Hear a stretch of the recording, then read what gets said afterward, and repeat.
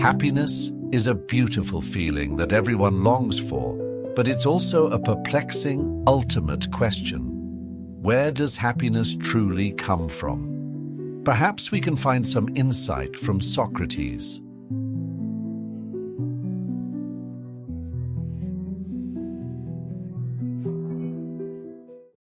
Young man, there's a glimmer of confusion in your eyes.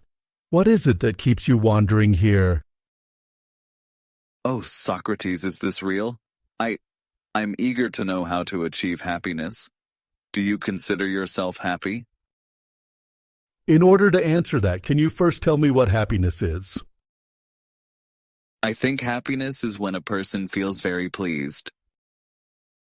If that's the case, then at this moment I do feel happy, because I am about to have a discussion with you about the question of happiness. Well, it's an honor to hear that from you. However, I think I need to revise my definition of happiness. Happiness isn't just a fleeting pleasure. It should be a long-lasting state of contentment that comes from feeling that life fulfills your expectations.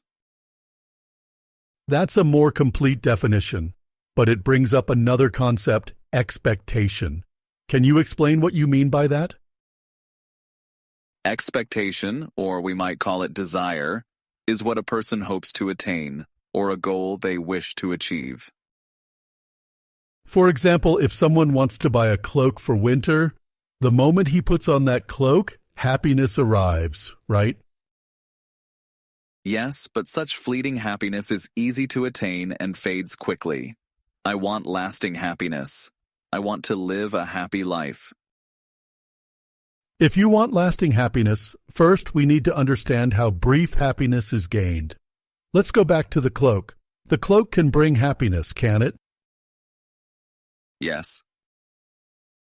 Then, would that same cloak bring equal happiness to someone who has no winter clothes and to someone who already owns many luxurious cloaks?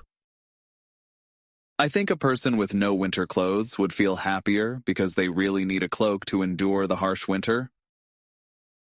So, it's not the object itself that brings happiness, but the fulfillment of a person's real needs, right? Your conclusion makes sense. So, to achieve happiness, we must understand our true needs. But how can we do that? If you were to buy a new outfit, what would you do? Naturally, I'd try it on and look in the mirror, or maybe ask family and friends for their opinions. To understand your physical appearance, you observe carefully from every angle and consider others' feedback. How much more should we examine ourselves when it comes to understanding our inner needs? We must carefully reflect on our desires and consult wise individuals. Only by truly knowing what we need can we do the right things to satisfy those needs and achieve happiness. What you're saying makes sense, but the feeling of happiness fades quickly. How can I make it last? Let's return to the story of the poor man and his cloak. If the poor man unexpectedly received a reward and bought 3 better cloaks, do you think those cloaks would give him 3 times the happiness? Or last 3 times as long? I don't think so. Staying warm in winter is his real need, and buying better or more cloaks isn't about staying warm. It's about showing off. So, pursuing material possessions beyond true needs doesn't bring lasting happiness, does it? It seems so. Now, what if the poor man bought cloaks for his wife and children instead? Would that give him greater happiness? Of course, because he feels like he's fulfilled his responsibility to not just himself, but his loved ones too. Exactly. Even though the better cloaks are worn by others, he himself feels happier. That's because he not only needs warmth but also feels the need to protect his wife and children. This shows that fulfilling spiritual needs can bring a deeper happiness. Socrates, are you saying there are 2 kinds of needs, material needs and spiritual needs, and that satisfying material needs brings temporary happiness, while meeting spiritual needs can bring greater, more lasting happiness? You're quite insightful. So, to achieve lasting happiness, I need to figure out what I truly need, especially my spiritual needs, right? It seems you've already found your answer. Thank you, Socrates, but I've read about your story and it ends tragically. So I'd like to ask, Socrates, are you happy? Antiphon once asked me a similar question. Would you like to hear it? Of course, I'm all ears. Socrates, I always thought it was expected of students of philosophy to grow in happiness daily, but you seem to have reaped other fruits from your philosophy. I'm eager to hear the details. Your meat and your drink are of the cheapest sort, and as to clothes, you cling to one wretched cloak which serves you for summer and winter alike. And so you go the whole year round, without shoes to your feet or a shirt to your back. If you attempt to shape your student's character to become just like you, then you ought to dub yourself Professor of the Art of Wretchedness. Antiphon, are you saying that a simple life is necessarily a life of suffering?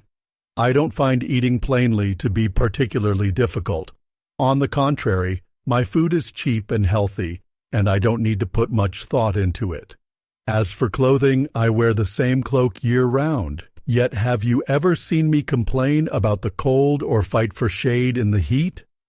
In fact, the reason you think my life is miserable is that you're accustomed to material dependence. Without an extravagant cloak, you might hesitate to step outside. Without rare delicacies, you might lose your appetite. I, on the other hand, would rather be free from such burdens so that I can live more freely. You also said I should call myself a professor of the art of wretchedness.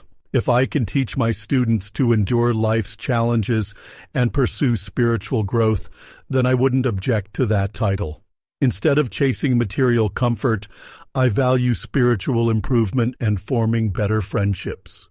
The joy I derive from that is far greater than the kind of wretchedness you describe. Young man, does my story answer your question? Yes, I finally understand what true freedom is. Perhaps it's because we rely so much on material things that we spend our days endlessly busy, becoming slaves to possessions and neglecting the needs of our inner selves. It seems that even after 2,000 years, despite the astonishing advances in technology, the challenge of understanding one's own inner nature remains a fundamental issue for humanity. How long has it been since you last beheld the wondrous light on the horizon? How long since you heard the gentle murmur of the sea? How long since you caught the fragrance of blossoms carried by the wind? How long since you turned inward to tend your soul? That mirror within you, has it grown dull with dust? Can you still see the true reflection of who you are?